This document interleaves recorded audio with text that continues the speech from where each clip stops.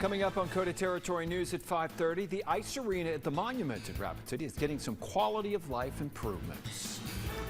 Plus, Senator Mike Rounds weighs in on a military funding bill. And tensions are high with two rural schools in Meade County under threat of closure for budgetary reasons. Your news starts now. From Skyline Drive, this is KOTA Territory News at 5:30. Good evening, I'm Jack Cottle. A Rapid City man is accused of killing his own father, who died following a brutal beating that caused severe brain damage. The Rapid City Police Department says 47-year-old Brian LeBeau attacked his father on October 7th. The assault on 66-year-old Timothy Branch caused his brain to bleed and led to his death the next day, according to an autopsy. LeBeau was arrested early this morning and is now charged with first-degree manslaughter. He's being held on a $1 million bond in the Pennington County Jail. A Wounded Knee man pleads guilty this afternoon in federal court to stabbing a tourist at the Wounded Knee Memorial site back in June. 18-year-old Raymond Eaglehawk Jr. pleaded guilty to assault with intent to commit murder. In the factual basis statement in the case, Eaglehawk admits to approaching a couple while intoxicated and asking for money. The man gave Eaglehawk $10 and a bottle of water, but he says he continued to ask for money and stabbed the victim in the neck when he turned his back to him. The man suffered a life-threatening injury and had to be life-flighted to Rapid City. Eaglehawk faces up to 20 years in prison when he's sentenced. A former state employee is charged with falsifying official documents tied to a child abuse investigation. 56-year-old Nova Collins was indicted by a Lawrence County grand jury on 4 felony counts and 1 misdemeanor early Wednesday. The Spearfish woman is charged with forgery and several other crimes, the most serious of which carries a sentence of up to 5 years in prison. Collins is accused of having committed the crimes earlier this year while working for the South Dakota Department of Social Services Child Protective Services. Well, it was a foggy day around KOTA Territory. When is that fog supposed to clear out? Meteorologist Ryan Larmew is in the First Alert Weather Center with a first look at the forecast. That fog rolled in thick up here on top of the hill today. Yeah, it rolled in actually last night when I was leaving the station after the 10 o'clock news here on KOTA. It was dense up here. You could barely see some of the street lights outside, and it still continues to be that way right now. We're seeing visibilities less than a mile in some areas around the Black Hills. Official reports from Custer has visibility at 1 mile. Official reports at the airport in Rapid City has visibility at 1¼ mile. Phillip has 2½ mile visibility right now. Almost everyone else has visibility at 10 miles where they're seeing some clearing in the fog, like places like Spearfish, Gillette, and Sheridan all seeing some clearer skies right now. Temperatures around KOTA Territory are very cool across the area. That's because of that low-hanging fog, keeping things on the cooler side today. 48 right now in Custer. We're 42 over in Sheridan. 58 where the sun came out in Gillette, but we're 48 in downtown Rapid City where the fog is continuing. We are tracking some rainfall that's going to be entering KOTA Territory soon. I'll have more on that, plus the forecast coming up in just a little bit. Thank you, Ryan. 2 schools are potentially on the chopping block in the Meade School District, prompting some parents to consider homeschooling. Rosetta Jones spoke to parents of children attending these rural schools and has more. The Meade School District has 80 fewer students enrolled than expected this year, which makes their already existing budget shortfall worse, up to $1.25 million. Meade School Board President Justin Judding said in a statement, budget cuts in education come in cycles, and Meade 46-1 is not immune. Declining enrollment has increased our general fund deficit, forcing us to review how to maintain quality education while ensuring financial stability. And to deal with this, district officials are proposing a mix of tax increases, staff reductions, and other cost-saving steps, including closing 2 rural schools, Hereford and Adolph. They've dug themselves in a very bad hole, and, you know, it's going to take some very rough decisions and making some people mad to fill those holes. Unfortunately, I think they're going to choose to make us mad. But for families out in rural South Dakota, these are more than just schools. I went to school here, so did my dad. You know, every single year we have a Christmas program. We have basketball games. And the people, we live out here, we ranch, but we want to still be a community. If we don't have that part, there's nothing to bring us back together. Although this would only impact around 20 school kids, some parents think the impact will be stronger. Our schools are funded by agriculture, and if we take away the schools from the agricultural families, we're taking away the employment, we're taking away the ability for the workers to remain in the country, helping to pay those taxes which keep our schools functioning. Parents say these cuts would decrease the quality of their kids' education and increase driving or bus times, prompting them to start considering homeschooling. If they close the school, we're just going to homeschool. And several other families have already said the same. There's no reason for them to stay in Meade County. Each kid that comes in the school district is $7,500 for the school district. So when they're talking budget cuts and thinking that they'd save money by closing the schools, they're losing the revenue. Board President Judding finished his statement by saying, quote, "While these discussions are still early, our goal remains clear: to provide every one of our 2,948 students with excellent opportunities, strong instruction, and a safe learning environment." Reporting in rural South Dakota, Zeta Jones, KOTA Territory News. Last week, despite a government shutdown, senators passed their version of a military funding bill with hundreds of millions of dollars going to projects at Ellsworth Air Force Base. KOTA Territory's Blake Trolley spoke with Senator Mike Rounds to get a sense of if that funding will hold. Both the House and Senate bills allocate $378 million for projects to support the B-21 program at the Ellsworth Air Force Base. House and Senate members are now working together on an agreed-upon authorization plan. Senator Mike Rounds tells me the two chambers coordinated on their respective bills and that he does not have any concerns of attempts to lower the amount allocated to Ellsworth during the process. We're in the middle of a government shutdown right now, which could cause some problems along the way. But at this stage of the game, I think we're in very good shape to get the authorizations through and complete. Now, Rounds is watching the appropriations process, which comes after authorization. So first, the money is authorized, and then the spending needs final approval from appropriations committees.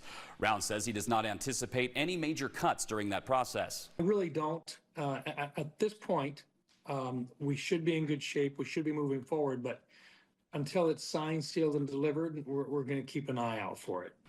The money spent on Ellsworth would pay for units to house the B-21s, a flight simulator, and what is called an alert facility. Rounds explained that investing in infrastructure on the base could protect it from the threat of closures in the future.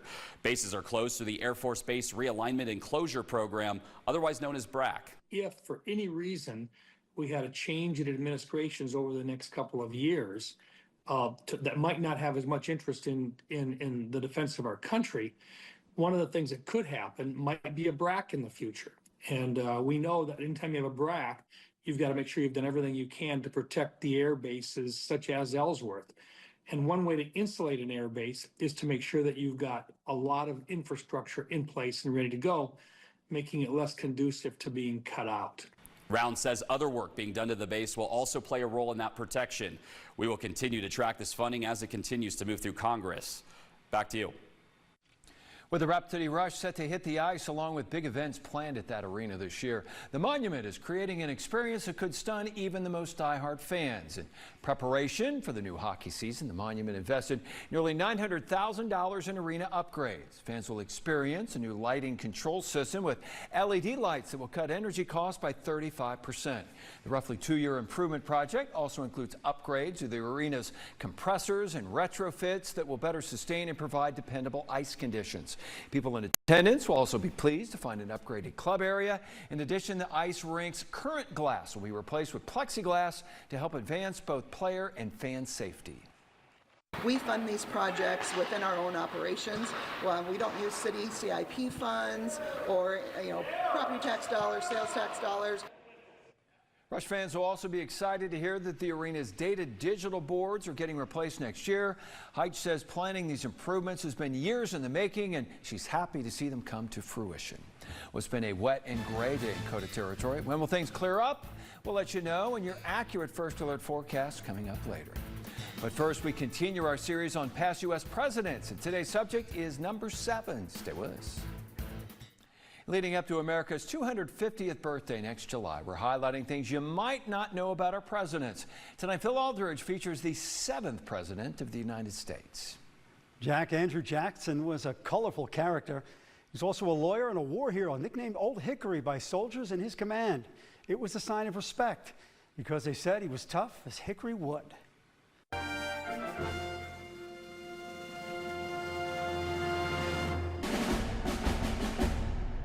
Andrew Jackson was born on March 15, 1767, on the border of North Carolina and South Carolina, but he always considered himself a South Carolinian.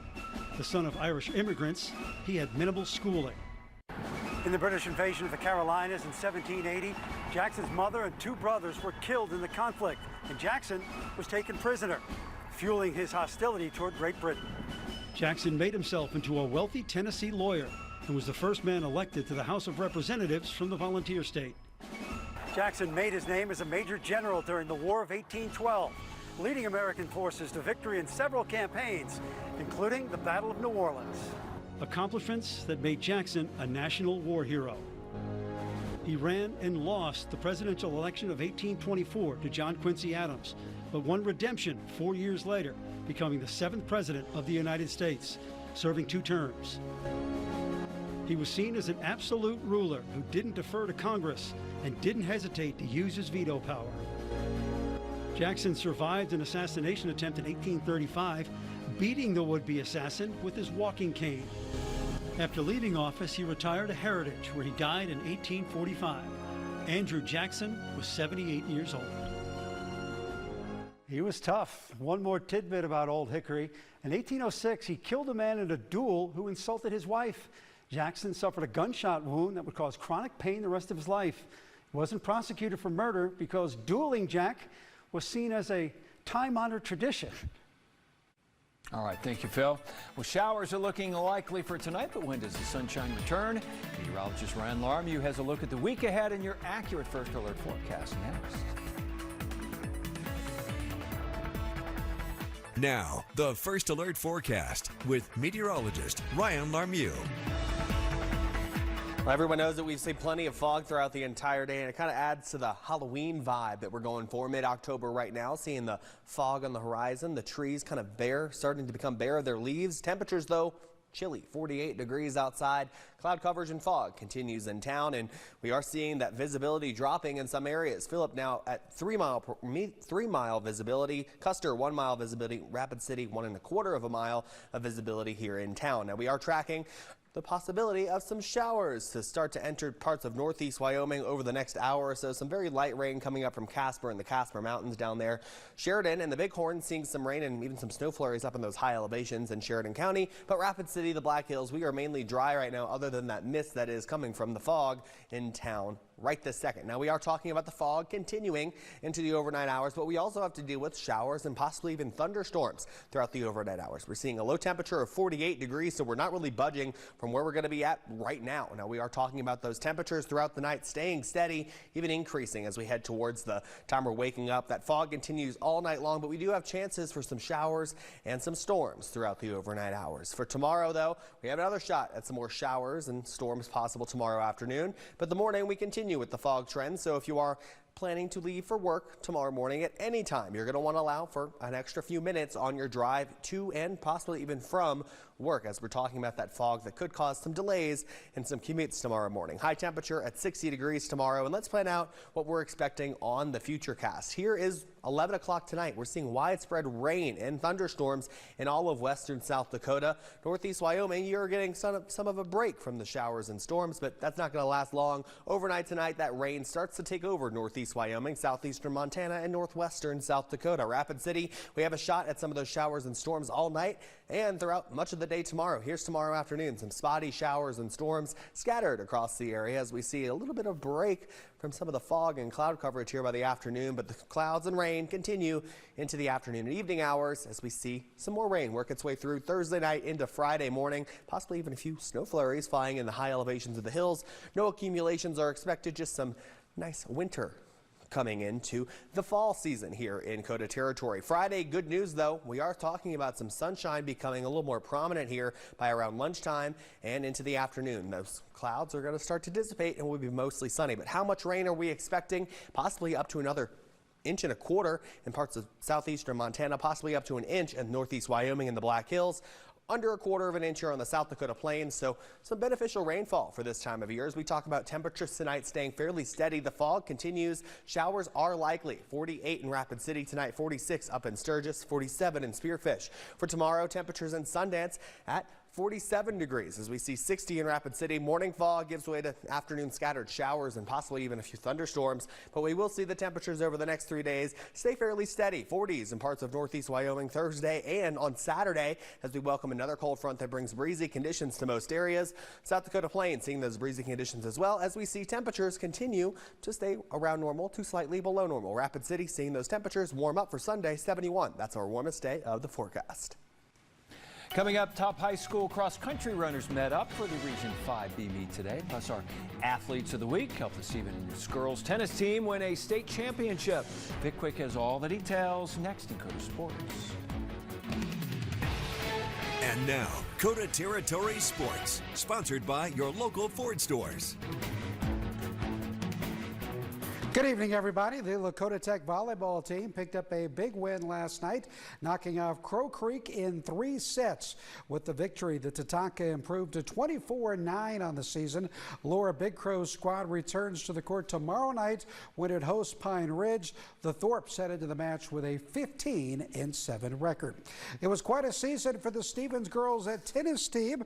The Raiders went undefeated in the regular season, racking up a perfect 22-0 at duels record. Stevens then won its second straight AA team state championship in 4th in the last 5 years. The Raiders were led by a pair of talented seniors in Arabella Scott and Sylvie Mortimer. Scott finished 3rd in Flight 1 singles, while Mortimer claimed the Flight 2 state title. And for their efforts, this talented duo is our Gustafson Builders Athletes of the Week. Not only does it feel like a team, but it's also like we're all friends.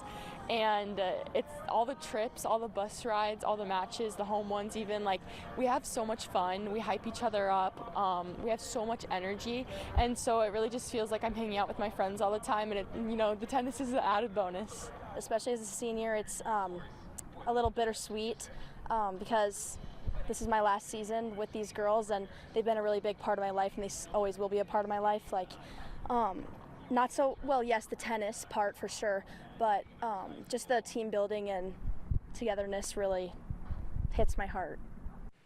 Congrats to Sylvie and Arabella for being our Gustafson Builders Athletes of the Week. Area Class B cross-country teams gathered in Phillip today for the Region 5B meet. For the ladies, Lemon finished first as a team with Harding County second. Newell's Lucille Alhart won the individual title with a time of 21 minutes and 9 seconds. Lemon's Briley Gebhardt finished second, followed by Dupree's Madeline Redbear. On the boys' side of things, Phillip wins the region championship with Dupree finishing second. The Scotties' Jack Peterson wins the individual title with a time of 16 minutes and 26 seconds. His teammate Baylor Burns finished second, with Dupree's Tayshawn Cudmore third. Let's jump on in for another edition of Big Old Fish. And this evening, Asher Siegel is our featured angler. Asher reeled in this 5-pound, 26-inch rainbow trout while fishing with his grandpa Frank at Sheridan Lake. Great job, Asher, and best of luck in the rest of your fishing endeavors. You too can be featured on a Big Old Fish. Just send us your picture by using the Submit Photos link at KOTATV.com. Make sure and give us the name of the person who caught the fish, what kind of fish it is, how big it is, and where it was caught. Get those pictures in, and we will get you on Big Old Fish. Baseball playoffs tonight. Mariners in the Blue Jays on the diamond for Game 3 of the American League Championship Series. Seattle won the first 2, looking to take a commanding 3-0 series lead. That's a look at sports. We'll be right back. We're expecting more rain showers on Thursday as we see fog continue. Then we're breezy Friday, windy Saturday. Wind gusts up to 40 miles an hour to start off the weekend. Then we're warm, nice 71 degrees. That's Jack's kind of day. And then we're back to the 60s and 50s for next week. I want it hotter than that. You want it hotter than that? It's not going to happen at this time of year, though. 71 at this time of year, that's a little too warm. I'm still happy. I'm not complaining. Today, this is my kind of weather. There you go. Foggy, cool. I can wear a sweatshirt. Dreary and rainy. Exactly. All right, that'll do it for us. See you at 10. Thanks for watching KOTA Territory News, your local news and weather authority.